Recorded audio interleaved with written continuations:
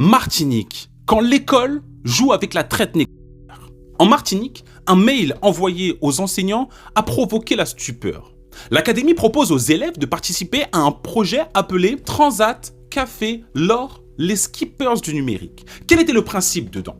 Prendre le large sur une course mythique, découvrir la culture du café et suivre le trajet des clippers du 18e au 19e siècle. Sauf que ces clippers, il faut être très clair, c'était les mêmes routes que celles des navires navigués. Des routes tracées sur le sang, la souffrance et les corps jetés à la mer. Derrière le vernis ludique et numérique, c'est une violence symbolique immense. Comme le dit par exemple l'enseignante Sylvie Lérandi-Toto, elle dit ceci, je cite, « Cette initiative provoque un nœud à la gorge. » Parce que sous couvert d'apprentissage, l'académie invisibilise un crime contre l'humanité, rappelé en 2001.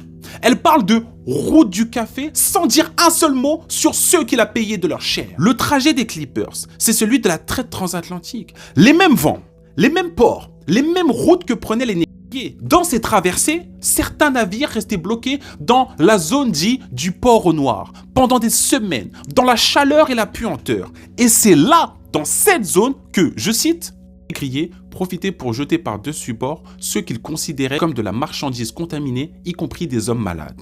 Aujourd'hui, l'école propose d'en faire un jeu pour comparer la vitesse des bateaux. On appelle ça comment? Dites-moi en commentaire. Moi, je vais vous le dire, une mémoire à 2 vitesses.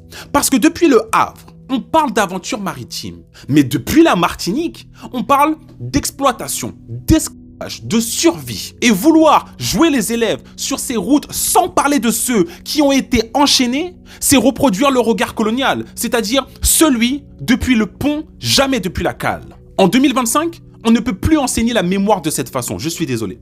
Comme le dit par exemple Jeff Lafontaine dans l'article, il dit ceci, je cite, « On ne peut pas repeindre l'histoire couleur café sans rappeler que dans ces cales, il y avait surtout un goût de sang. » L'éducation ne doit pas blanchir la mémoire, elle doit la réveiller, c'est son rôle. Et si on veut vraiment faire naviguer nos élèves, alors faisons-le sur les routes de la résistance, du marronnage, des révoltes et de la dignité. Parce que la vraie traversée, c'est celle de la vérité.